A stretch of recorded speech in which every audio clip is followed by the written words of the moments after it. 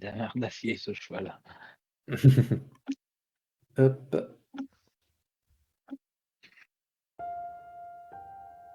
Et vous êtes à présent sur votre calèche.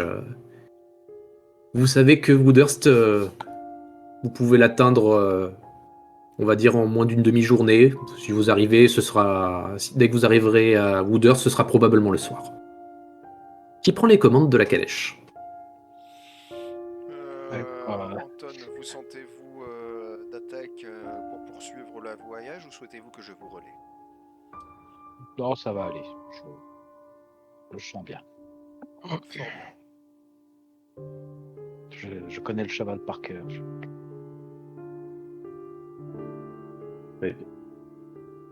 Vous vous mettez dans la calèche. Vous continuez votre chemin vers la petite bourgade de Woodhurst. Le chemin se passe plutôt bien. Quand vous arrivez devant Woodhurst, c'est assez boisé. Vous sentez que les feuilles d'automne commencent à tomber. Et vous arrivez en effet pile avant la tombée de la nuit. Vous commencez à voir des gens sortir, allumer divers lampes Zebra Zero devant les maisons. Et les maisons, justement, peu de maisons sont habitées. Beaucoup de maisons restent dans le noir. Personne qui sort pour allumer la lumière. Vous regardez sur la place du village. Vous remarquez une auberge, qui a l'air d'être la seule, d'ailleurs, de Woodhurst. Vous voyez qu'il y a une église et un hôtel de ville qui font face sur cette place-là. Il y a un prêtre qui est juste devant l'église et il voit votre calèche passer et il lève la main comme pour vous dire bienvenue à Woodhurst. Que faites-vous? Je réponds à son geste et je demande à Anton de s'arrêter. Obligé, c'est un anglais, c'est bon, c'est pas. Ok, j'arrête la calèche et puis. Je descends, je m'approche du prêtre et je lui explique calmement la raison de notre venue. Le prêtre vous regarde et vous dit j'aimerais vous souhaiter la bienvenue à Woodhurst. Je me nomme Thomas Brown. Je suis le prêtre en service sur cette église. Et il vous invite à rentrer dans l'église pour parler en privé. Vous trois, bien sûr.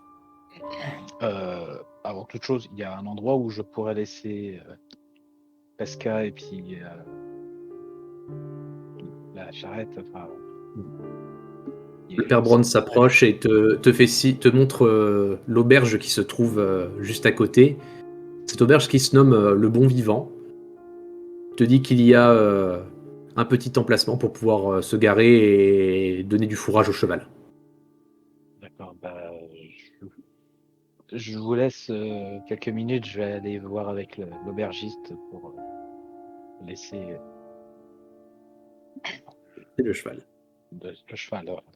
Je regarde l'écriteau de l'auberge. Je me retourne vers le père Marco et je lui dis eh bien, dans cette région, nous avons le bon vivant et aussi d'excellents morts. Tu vois le père Brown hausser les épaules avec un petit sourire en coin et il vous répond j'aimerais que tout le monde ait votre humour, monsieur. Mais entrez, je vous en prie. Parlons pas ici, nous serons mieux en privé. Très bien. Donatien. Je vous suis. Et nous rentrons. Vous rentrez. L'église est curieusement déserte. Silence total. Quelques bougies sont allumées et le père Brown est tout seul dans cette église. Il fait un signe de croix devant l'autel, se tourne vers vous et Je le fais aussi. il commence à vous demander comment s'est passé votre voyage. Les habitants semblent un peu froids et pour autant ils sont bien mobiles. Penche la tête légèrement sur le côté et vous demande plaît-il. Je lui raconte. Vous avez vous avez des choses vous aviez des choses à nous dire. Je vous propose de nous le dire et en retour je développerai ma pensée. On voit le visage du père Brown qui se ferme légèrement, qui vous dit que il est en fait lui-même un chasseur de sorcières, mais au service de l'église anglicane. Et il vous explique également que c'est lui qui a envoyé la demande d'intervention au Vatican. Je vous remercie, mon père, de briser la glace et de jeter les bases d'une collaboration saine. Il semble assez satisfait de cette réponse et Donatien, tu vas me faire un petit test de social, s'il te plaît. Autant je reviens de l'auberge, là, c'est bon. Oui, tu peux revenir et entrer dans l'église. J'ai Y a fait pas de aubergiste, cheval, voilà. Cheval, ok. Non. Ouf, Nope. rien ne te choque. Des jets, ou... Mhm. Le père Brown est en train de t'expliquer de vous expliquer que, en tant que membre de chasseur de sorcières, il a été lui-même envoyé en opération sur site, ici même à Woodhurst, il y a de cela 3 mois, pour traquer une sorcière. Toutefois, le père Brown est le seul survivant de son équipe. L'équipe a été complètement décimée. Vous étiez combien? On était 4. Ah ouais. Et il a demandé des renforts à l'église anglicane qui s'est simplement contenté de l'ignorer. D'où le fait qu'il se tourne ensuite vers l'ordre du Vatican. Mhm. Mon père.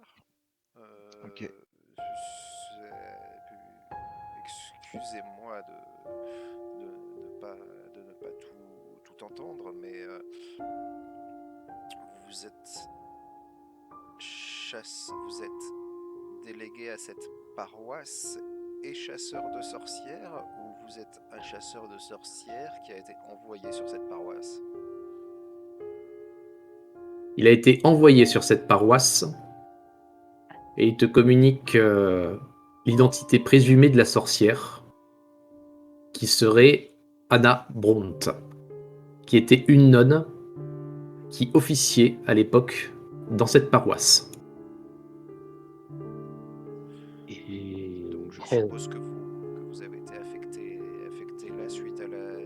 Laissez-moi deviner, vous avez été affecté la suite à la disparition du précédent prêtre?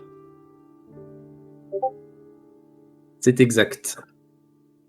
Et d'ailleurs, il a de bonnes raisons de penser que Anna Bront, la nonne qui était en même temps dans cette église avec l'ancien prêtre, serait la sorcière car elle aurait collaboré à la disparition entre guillemets du prêtre en question. Dans quelles circonstances sont morts ou disparus les membres de votre équipe, mon père? Ah, mon frère. T'expliques que ils ont trouvé au départ un journal qui appartenait à la nonne, qui faisait mention d'une vieille femme qui traînait près d'un ancien monument celtique qui se trouve à l'ouest du village. Et en faisant la traque de cette fameuse vieille femme, Ils ont été attaqués par un bouc noir qui s'est levé, qui a pris l'apparence d'un homme,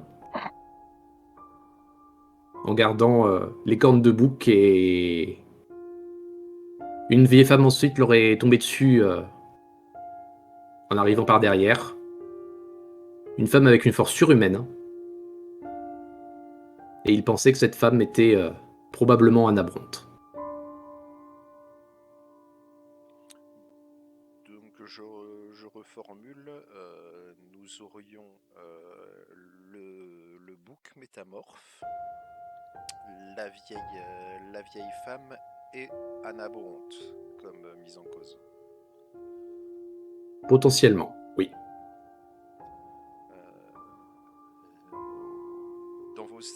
Dans vos investigations, aucun lien avec les Ophidiens, des serpents.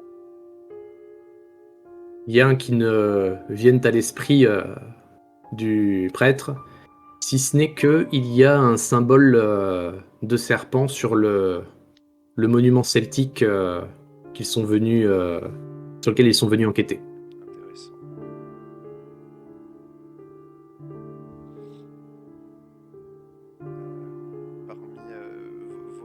Vous connaissiez l'équipe avec laquelle vous avez mené la traque?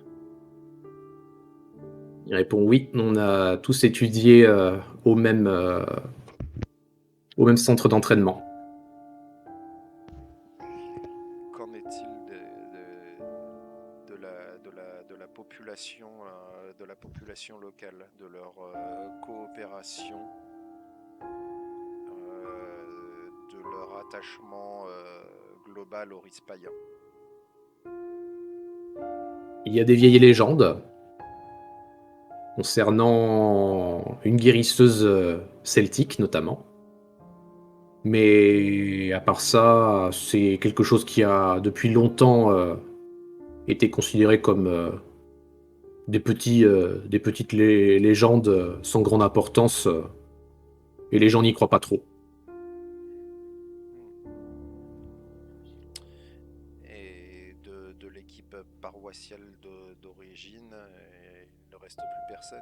Il y avait ce prêtre disparu et cette nonne.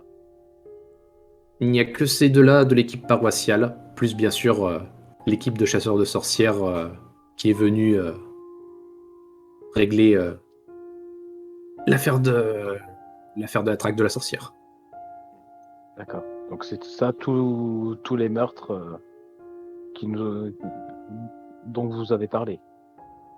Pas d'autres meurtres parmi les habitants ou...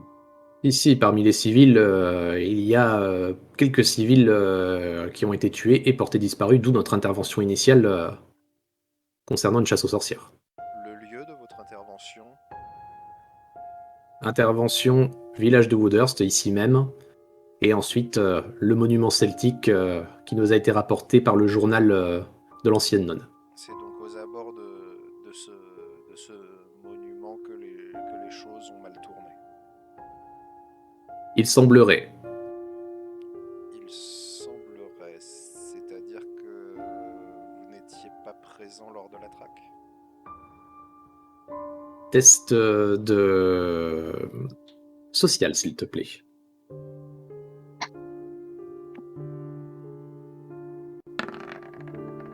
Ça passe.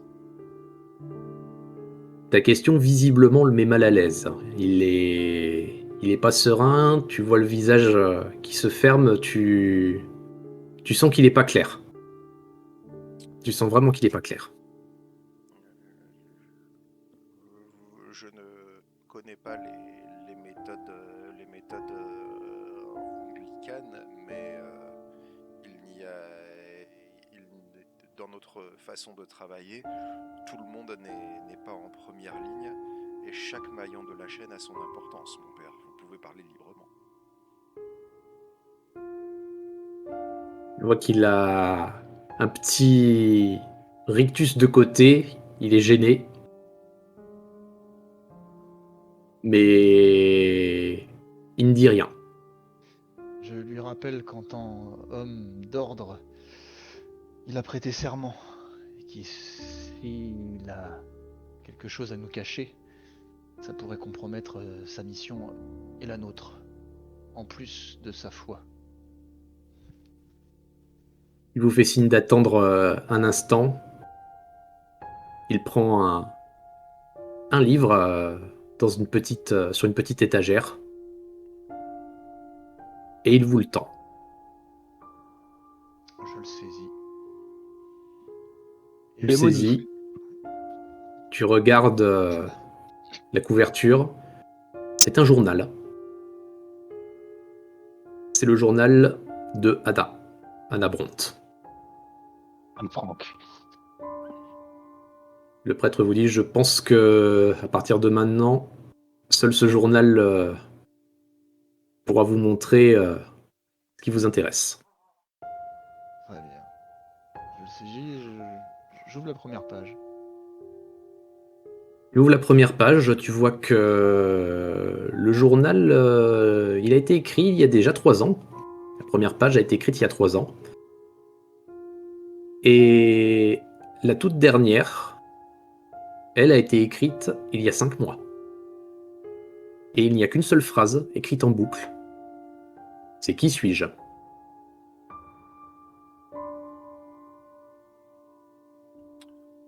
Je remonte un petit peu la conversation. Tu vois dans le journal que Anna fait mention d'une vieille femme qui traîne près d'un ancien monument celtique. Il n'y a pas de nom décrit, mais tu vois qu'elles ont l'air de se voir assez souvent. Le premier Ah. contact a eu lieu il y a environ 8 mois. Il y a une redondance dans les dates, peut-être. Tu vois elle revient la voir à peu près une fois par semaine. Un jour précis, Non, de jour ou de nuit. 2 jours.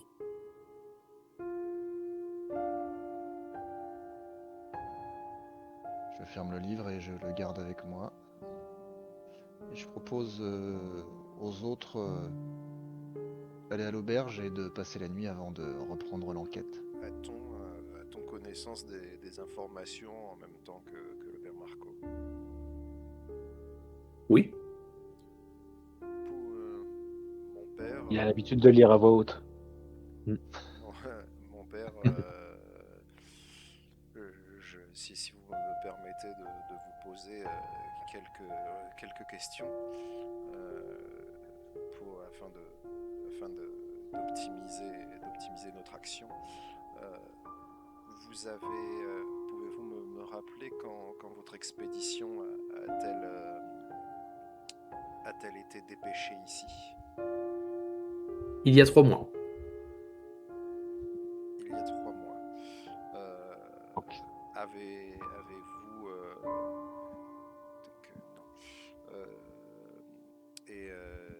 avez-vous eu retour des dépouilles? Y a-t-il eu un retour des dépouilles de vos infortunés compagnons? Jamais. Y a-t-il eu retour de dépouilles d'autres victimes présumées dans cette affaire? Il y a eu des dépouilles qui ont été remarquées notamment sur des maisons aux alentours de Woodhurst. Jamais au centre de la ville, bien sûr. Mais dans les petites habitations isolées, oui. Et souvent les cadavres d'ailleurs, une fois signalés par les pauvres bougres qui ont souvent remarqué la présence d'un être décédé, en revenant, les cadavres s'étaient comme volatilisés. Pas tous, mais une bonne partie. Je m'approche doucement du père Marco et je chuchote à l'oreille. Est-ce qu'on n'en profiterait pas pour lui dire ce qu'on a vu en venant ici? Qui parle de bouc noir et de cadavre qui disparaît. Si. Si j'ai pu prendre des attitudes et des postures qui pouvaient faire comprendre aux autres membres du groupe rapport à mon questionnement que j'accordais une confiance relative au prêtre anglican, je l'ai fait. Ah mais moi voilà, je chuchote au père Marco parce que pour moi c'est lui qui dirige un peu le truc. Oui, Voilà, et Oui, juste oui, juste par c'est mes lui qui prend la décision. il prendra la décision juste par ma façon sans créer d'incident diplomatique, par ma façon de me comporter. Si vous me connaissez suffisamment pour lire entre les lignes, je ne voulais pas le montrer de manière explicite. Mhm. J'ai essayé de vous lancer des signaux Oui. comme quoi je lui accordais une confiance moyenne. Alors Marco qui commence à parler, t'as le prêtre qui se tourne vers lui, et derrière t'as Donatien qui fait le signe de couper avec la main. Non, non. C'est ça. Juste, j'étais en train de parler des corps. Donc ils ont eu peu de retours de corps, mais ils ont eu des corps. Oui, il y en a eu. Sont-ils Enterrés et bénis selon les traditions anglicanes, bien sûr. les traditions anglicanes permettent-elles dans de telles circonstances des exhumations? Entre chasseurs de sorcières, on peut s'entendre. D'accord.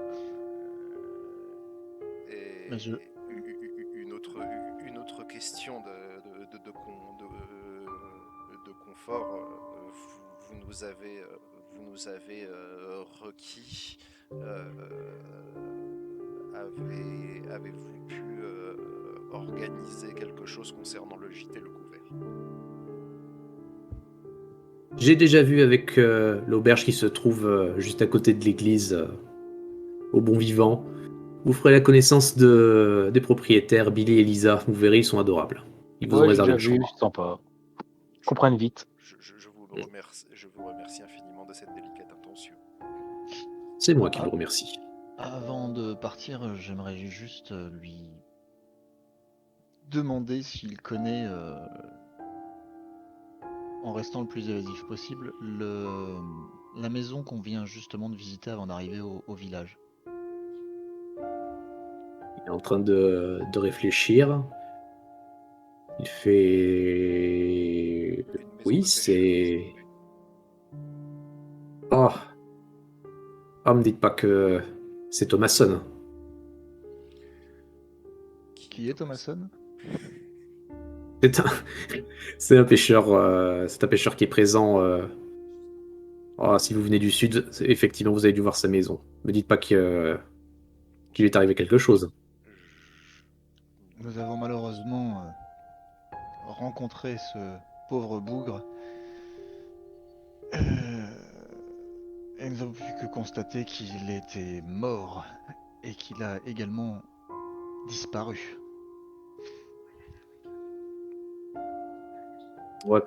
Tu vois commencer à fermer le visage, à faire...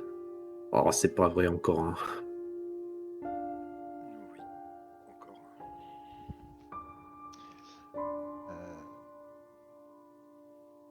Tu le vois faire un signe de croix en se tournant vers l'autel, en joignant ses mains ensuite. Je l'entends marmonner une prière. D'accord. Du coup, je commence à lui raconter plus en détail ce que nous avons.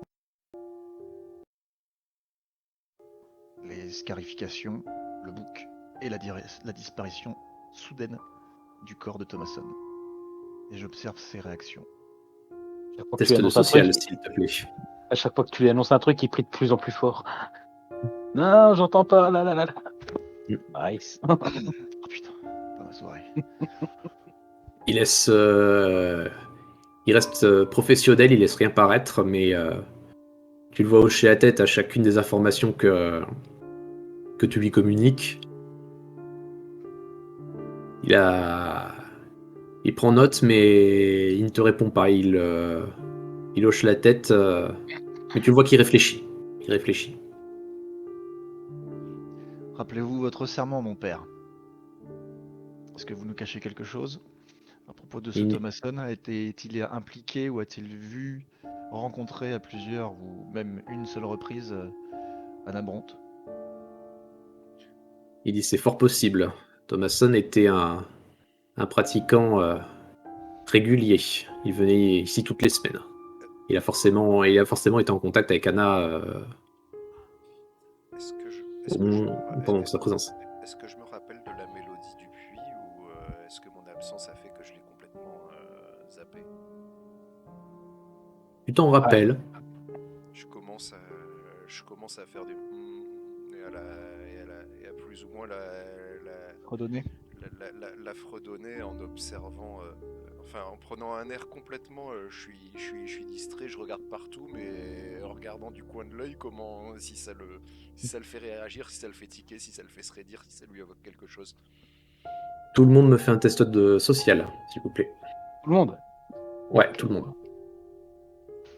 Social. Je suis à combien? Ouf. Mais qu'est-ce que c'est que ces jets que je fais à chaque fois? Oh, je suis pareil, hein. Moi ça passe. Bon bah non, moi ça passe pas, mais bon, j'ai la chance que ça soit pas un critique. Oui. Hop.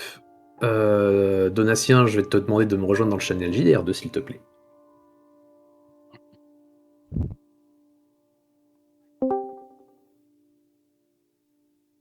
Au moment où tu te mets à fredonner la mélodie, tu le vois se contracter. Il tremble. Il tremble dans tous les sens. Le visage laisse pas paraître d'expression particulière, mais tu vois les mains, elles tremblent. D'accord. Ouais. Ok. On peut faire retour dans le channel JDR.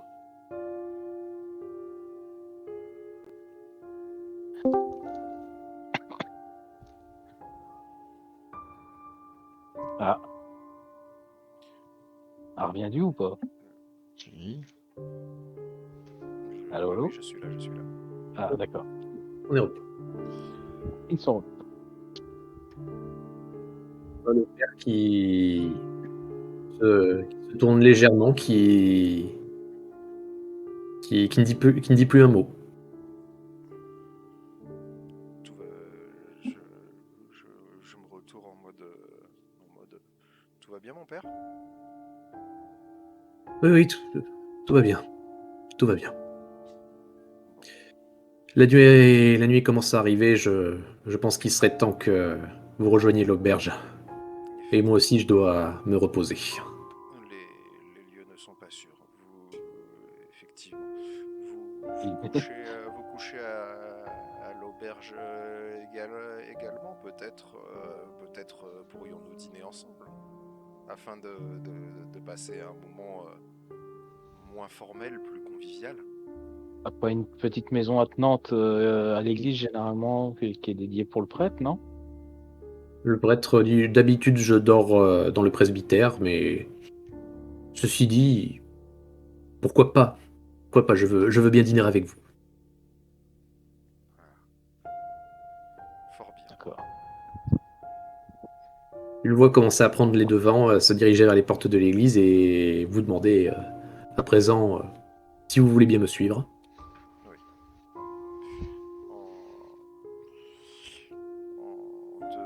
En le suivant, je lui dis l'accueil de la population à votre égard, je pense, sera analogue au nôtre.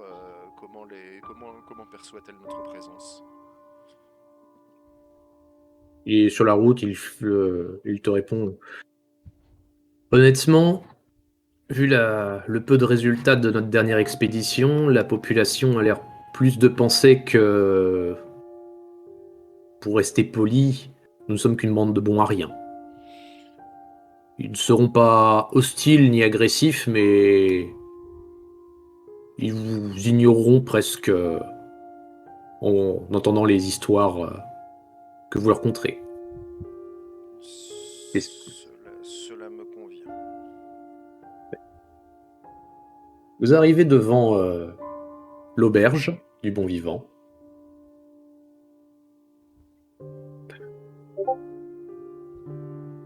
Hop. Tac, tac. Alors. Je vous place vos petits tokens.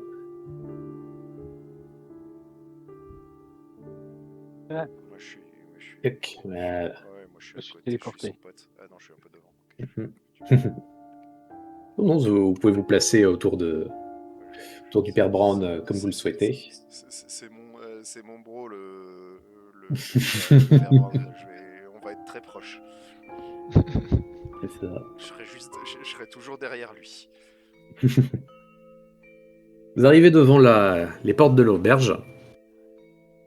Il y a une petite ambiance, un petit peu de son, visiblement quelques personnes. Et le père Brown s'avance jusqu'aux portes. Il prend la tête. Il marque un arrêt devant l'auberge. Il se retourne vers vous et il vous dit dites-moi, à tout hasard, vous n'auriez pas croisé le maire, monsieur Sullivan, Non. avant d'arriver ici? Vous êtes le premier habitant du village avec lequel nous avons eu le privilège de parler. C'est vrai que l'autre. Il dit très bien. Alors, je vous donne un conseil. Si jamais vous tombez sur lui ou sur un de ses hommes, ne faites rien de stupide. Avec les meurtres et les disparitions, ils ont plutôt tendance à être sur les nerfs. Nous sommes tous des pêcheurs, sauf vous, mes pères. Mais parmi tous les défauts qui nous affligent, la stupidité n'en fait pas partie. Je suis bien heureux de l'entendre, mon fils. Il continue vers la porte, ouvre la porte et vous invite à rentrer. Il y a quelques personnes dans la taverne. Un petit silence se fait au moment où vous poussez les portes. Puis les conversations reprennent. Messieurs, dames, bien le Oh. bonjour. Le bonsoir. Tout le monde lève la tête. Et il y a une voix qui passe bien au-dessus de celle des autres. C'est celle du patron, Billy, avec une énorme voix rauque, qui vous fait « Ah, bonjour, mes seigneurs. Alors, qu'est-ce que je peux faire pour vous ?» Nous sommes les invités du père Brown. Peut-être. Enfin, je le regarde. Le père Brown. Tu vois l'aubergiste vous faire signe et faire aucun souci, mes seigneurs, prenez une table. Et il tend les bras en vous indiquant faites votre choix.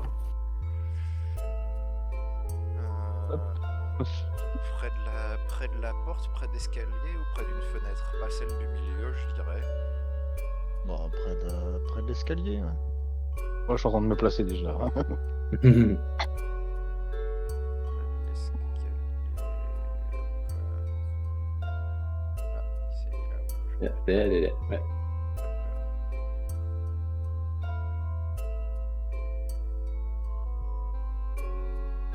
Vous asseyez tous à table. Vous voyez une femme qui s'approche de vous avec une petite ardoise et un bout de craie, qui vous dit bien le bonjour, messieurs. Bon, malheureusement, nous n'avons qu'un seul plat, donc si vous voulez dîner, je crains que vous n'ayez pas le choix. Nous ne sommes pas difficiles. Très bien. Il dit donc 4 couverts. Dois-je vous ajouter du vin, de la bière ou simplement de l'eau? Alors, si vous avez du vin de Malte, ce serait parfait. Je vais, pour ma part, je vais prendre une petite bière. Le sang du Christ, bien entendu. Le sang du Christ. Pouvez-vous, avant de faire le service, nous décrire le menu, que cela nous mette en appétit? Un plat typiquement français, de la blanquette de veau. Ah, la Au fin fond de l'Angleterre. Eh oui. Malaise. Déjà, ils ont un super accent français, ils causent français nickel. C'est ça, À, exactement. à la bonne heure. Je salue vos goûts culinaires. Il dit oh, mais je vous en prie, je suis moi-même française, c'est un peu une recette de famille. Ah, D'accord. compatriote. Ça explique tout. Elle a appris à tout le village à parler français pour. C'est ça, Elle voulait pas C'est apprendre beau. l'anglais. Allez, tout le monde parle français. Moi, c'est ça. je suppose que à GRP, on est on a tous parlé anglais du début à la fin. Oui, oui, vous vous Ou latin. débrouillez, de toute façon, vous êtes polyglotte. Vous la voyez prendre votre commande et vous dire très bien, je reviens tout de suite. Elle repart vers le comptoir. Et à ce moment-là,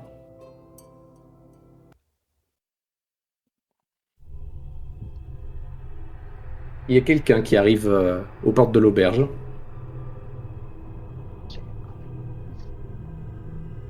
Oula, Plusieurs personnes en fait. il cherche la bagarre. La bagarre. Il y a un homme dans des habits rouges très voyants qui rentre. Tout le monde rentre, arme au poing. Ah oui, vraiment. Il rentre dans l'auberge, pas très délicatement, dirons-nous. Tout le monde se fige. Grand silence. Et là, vous me faites tous un test de mental, s'il vous plaît. Savoir s'il y en a un qui dégale avant les autres. Chou, Oh, putain. 59, ça. Ouh, ça doit passer d'un. Attends, je vérifie. Mental. 60. Oh, 59 pour 60. C'est ça bon, passe. ça passe de 1. Oh, le prêtre de merde. Alors, non. tous ceux qui ont réussi, vous me suivez dans le challenge JDR2, s'il vous plaît. Merde, ok.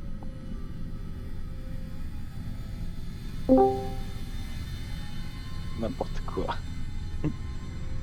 Au moment où vous voyez les gens rentrer, vous regardiez en même temps la serveuse qui est venue prendre votre commande. Vous voyez qu'elle a eu tout de suite le réflexe de se planquer, que le patron est en position vraiment pour la protéger, et même les autres clients semblent se lever et presque faire bloc pour la planquer. Voilà. Voilà. Ok. Le JDR1. Voilà. Bon. On va pas la bouffer cette blanquette, moi je vous le dis. L'homme en habit très voyant commence à regarder tout autour de l'auberge en balayant du regard. Il regarde le patron et il lui dit d'une voix assez tonique Billy, tu sais pourquoi je suis là. Et Billy reste figé, il ne bouge pas d'un trait. Que faites-vous? Alors, Euh, du haut de mes ordres, de mes obligations, j'essaye de les calmer et je leur demande oh là mes amis, plutôt que de s'énerver, que diriez-vous de, comme nous et comme la lourde journée que nous avons passée, de vous asseoir, de vous calmer et de prendre un verre et de partager un bon repas. Vous m'avez l'air un peu tendu. pendant que le père Marco balance ça, moi alors c'est des tabourets, ouais, je me retourne sur mon tabouret avec le fusil qui est reposé sur mes cuisses et tu vois, j'arme bien le chien devant tout le monde. Et voilà, histoire de dire bon, tranquille, Je il y a me, un moment. je, Mhm. je me je me lève. Je dis à la bonne heure des gens qui m'ont l'air qui m'ont l'air équipés et robustes dans la bourgade.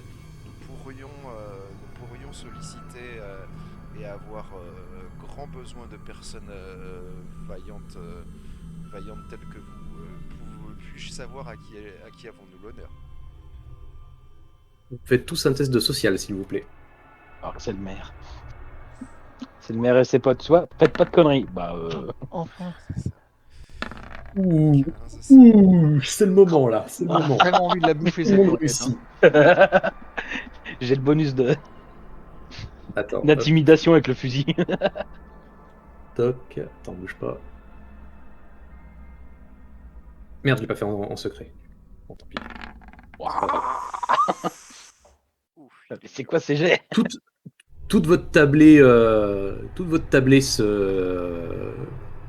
se retourne vers nos nouveaux invités.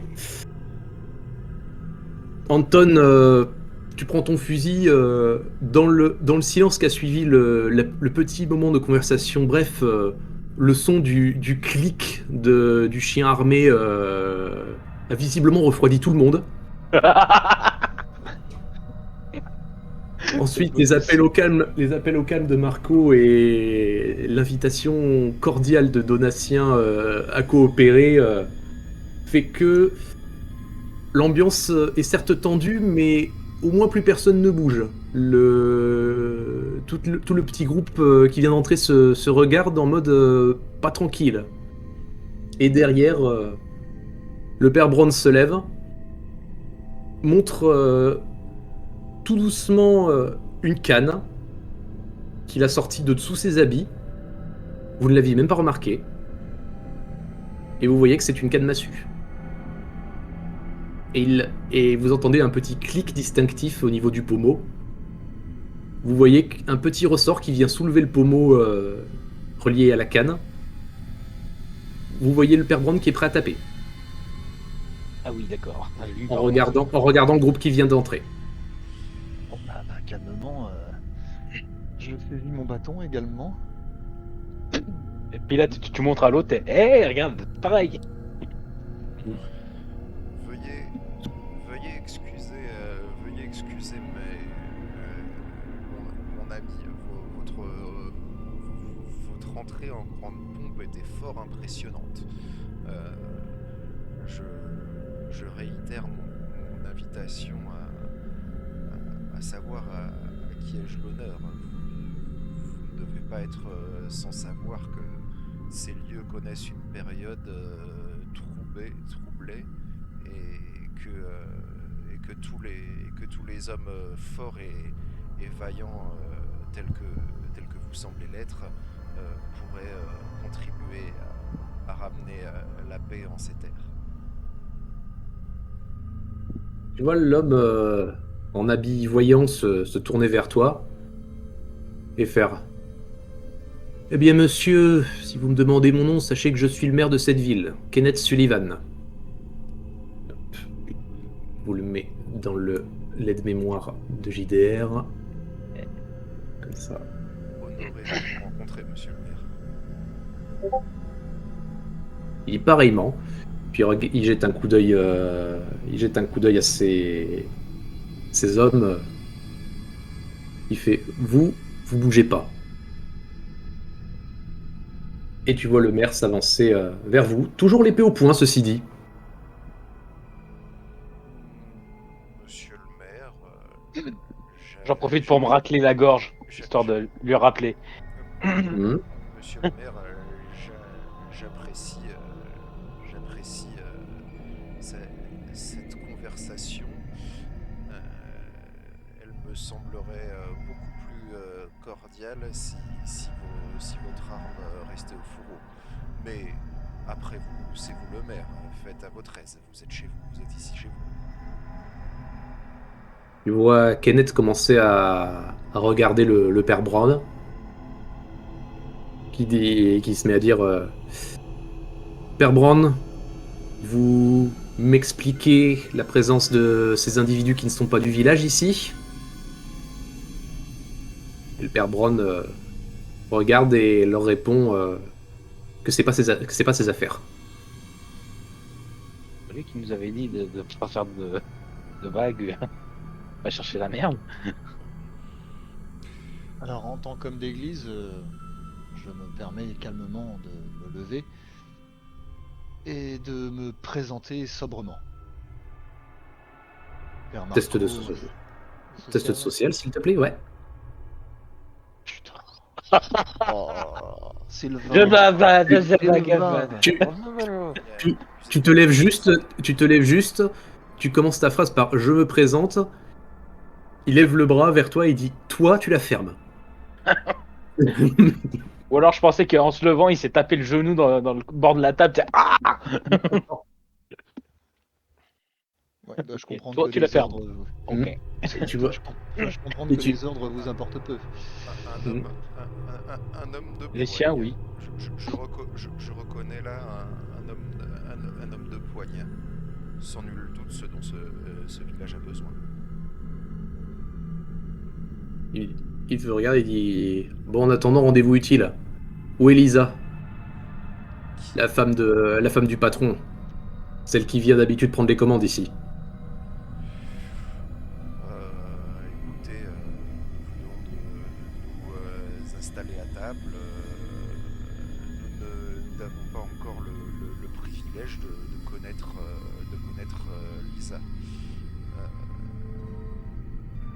Vous êtes une des premières personnes dont j'ai la chance de connaître le nom dans votre ville.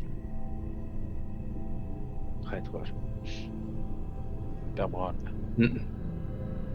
Il se tourne vers le père Brown. Il dit tu sais pourquoi je viens la chercher au moins. Le père Brown n'a pas du tout l'air tranquille. Il dit rien mais il serre sa canne comme s'il se mettait en garde.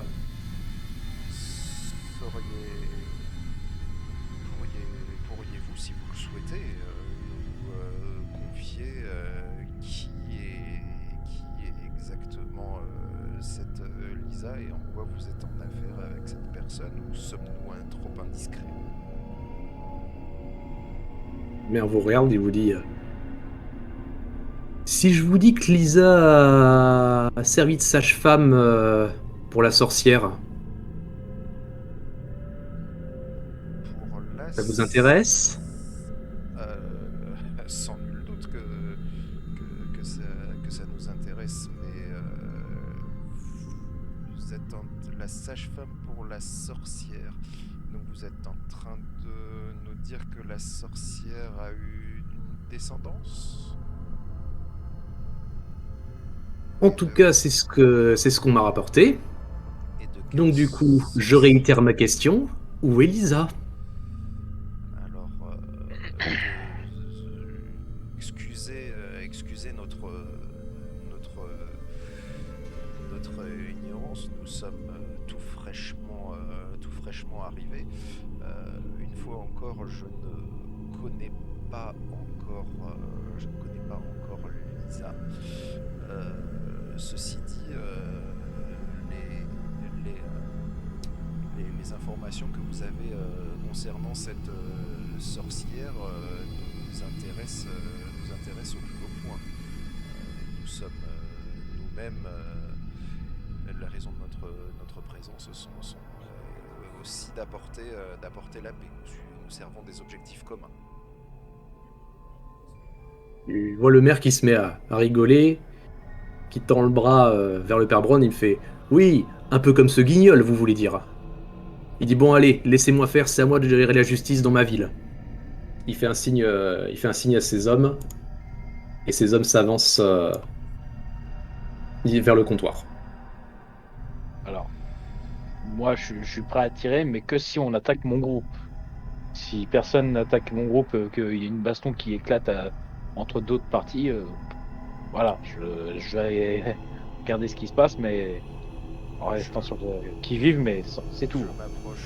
Je m'approche du père Brown et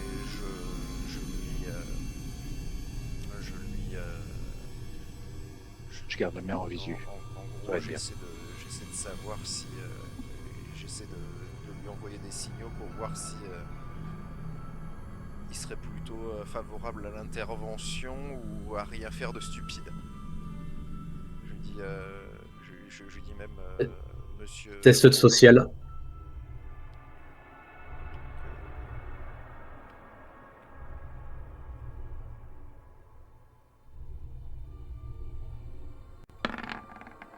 Ça passe. Tu vois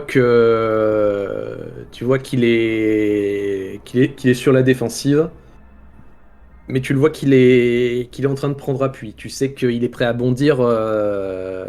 Il est prêt à bondir à la première occasion. Il n'est pas en position défensive. Là, il s'apprête à passer à l'offensive. J'en profite pour poser une question au maire. Quand vous parlez de sorcière, elle s'appelle comment votre sorcière? Savoir s'il Ça, parle de Anna Bronte ou s'il parle de l'autre vieille du tu même nom le, celtique.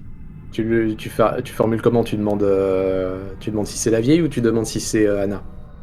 Je lui demande juste s'il sait comment s'appelle la sorcière en question. S'il me sort un autre nom, bah, je pense que ça va être la vieille du truc. S'il me sort Anna Bronte, bah voilà, on saura qui c'est. Il te regarde, il te dit: on s'en fout, une sorcière, c'est une sorcière. Point.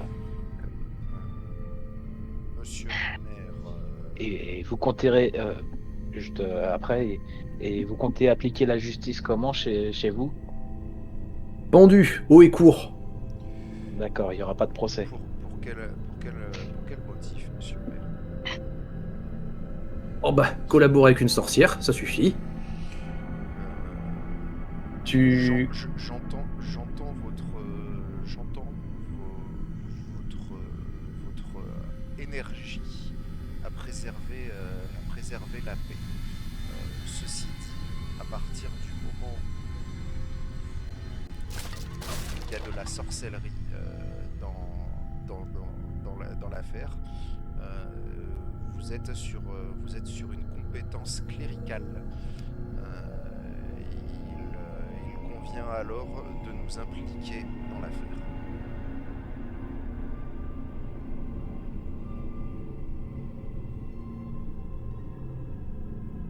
Nous sommes tout à fait ouverts à une collaboration, mais il convient de...